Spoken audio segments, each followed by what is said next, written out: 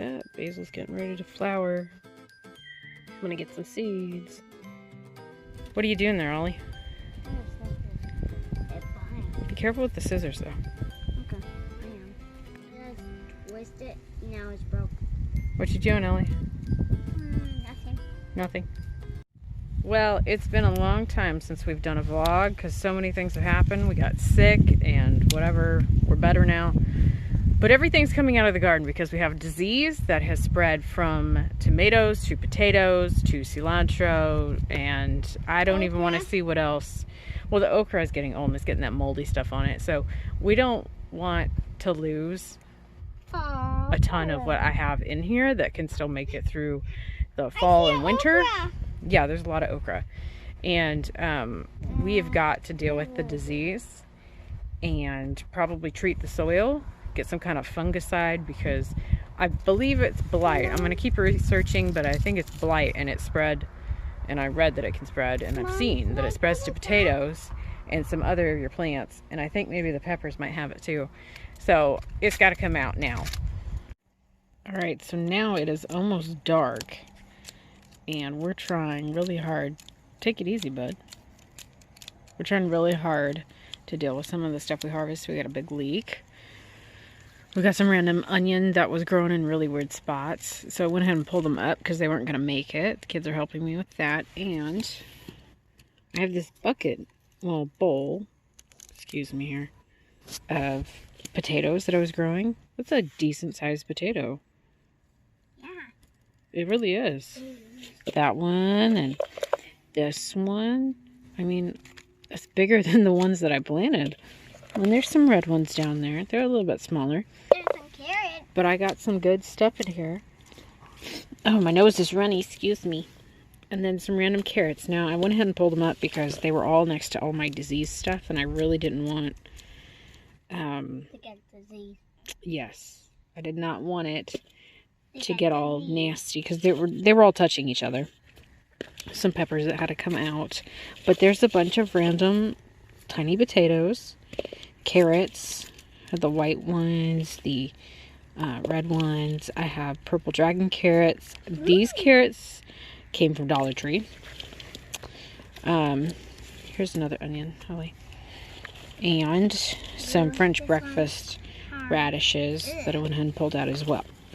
This is a big bowl. There's quite a bit in here. If this does not taste super nasty, like bitter, then I can just put the carrots and the potatoes into like a roast with some chicken. So I've gotten really off of doing my vlogging. I'm watching. Okay. I've gotten really off of doing my vlogging because we've had one thing after another over here, and Sam is still trying to find a job, and I think he found one. And thankfully we could get that taken care of and move on with life. But I discovered last night that there's disease in my box, so I knew I had to tear all of that out. And I didn't tear everything out. I just tore out everything that was touching and next to the disease stuff that looked like it was being affected or probably would be affected. And so I went ahead and did that. But I did tear out a ton of stuff. And I am very happy with some of these potatoes because the plants themselves had not died back completely, but they had produced potatoes that were bigger than the ones that I actually planted.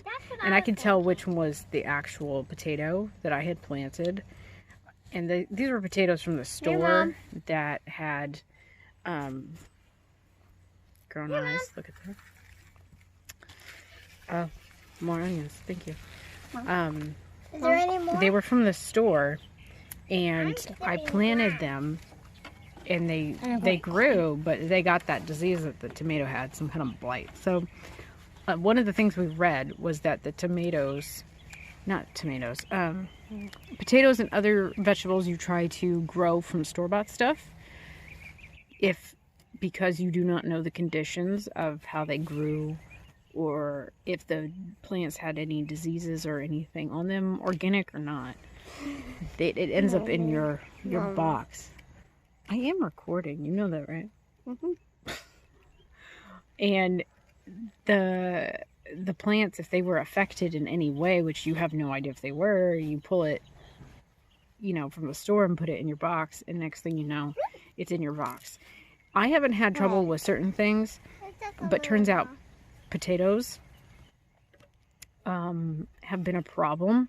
But as of right now, I'm thinking no potatoes and no tomatoes in my box, because I cannot sacrifice my harvest like that again and then have to spend extra money to buy some kind of fungicide or figure out how to deal with the disease since it ended up in my box. Okay.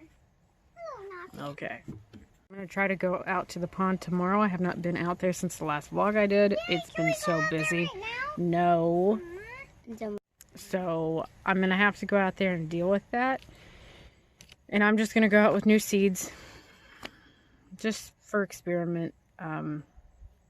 Just to experiment. But I honestly don't think, as of right now, I'm going to mess with it past that. Because I don't really know what to do, since it looks like it's going to be a little more difficult than I was hoping. My okra has powdery mildew on it. It's going to have to come out. And it's like a small tree, so I don't know how hard it's going to be to deal with that. It's going to be a little bit harder to get out. I'm going to leave the root system, but I'm going to get something from the barn and just chop all the limbs off of it. And the lemon squash that I had produced like nothing. I have one tiny one right here. It looks like a little lemon. It's cute, but it's super tiny. And this is the only one that did not get blossom end rot. When it gets to about the size of... like a squash. I don't know. Anyway, it's getting dark. That's really all I got for right now, other than what I've pulled out. So I'm going to... Go inside?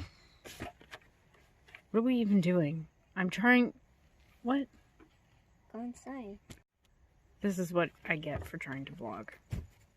It just goes bad. Anyway, you'll see maybe more progress and fun stuff on the next vlog.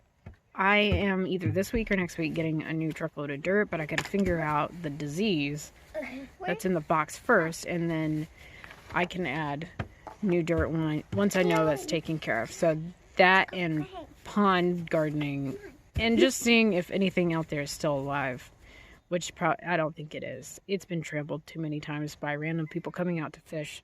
So I think it's a goner.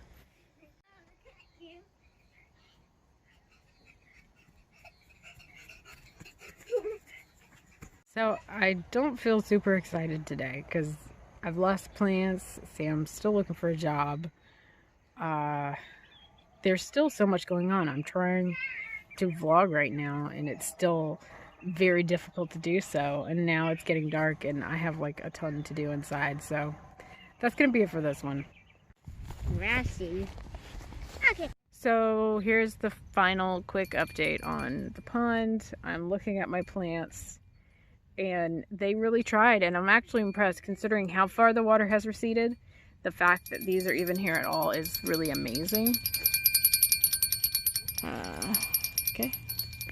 Here's the tiny watermelon who is still alive next to this shell. Still alive, very tiny, tried to flower. It tried to flower, but look how far away the water is. That's so far away. How is it even alive? I mean, honestly, it should be dead. There's a couple more like it.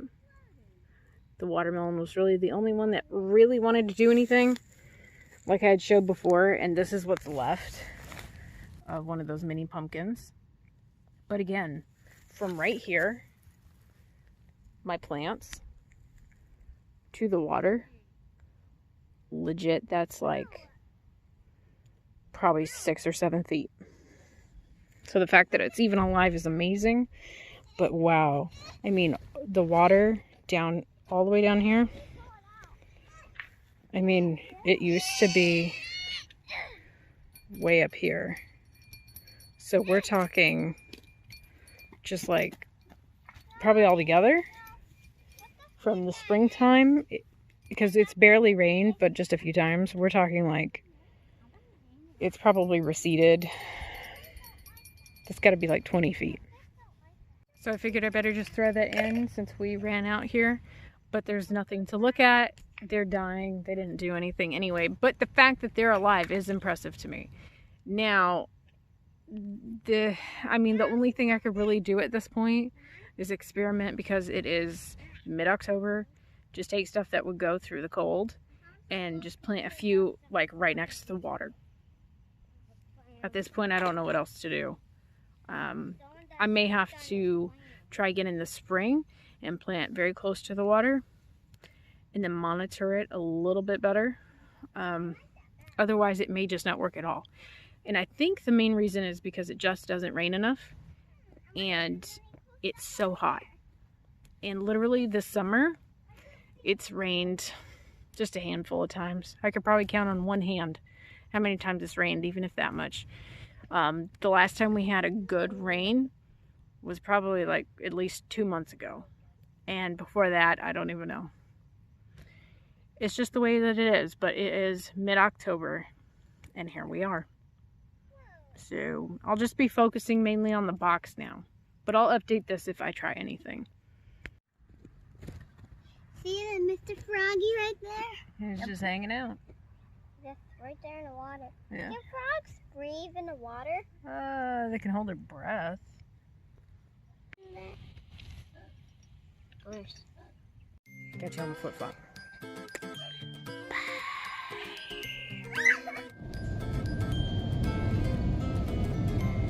The man who stares at goats.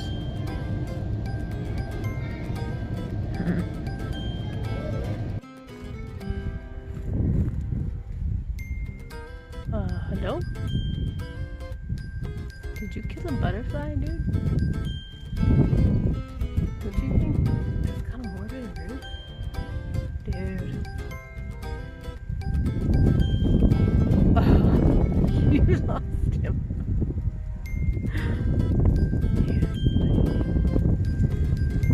Oh, the wind blew the rest of your butterfly away. You should really hold on.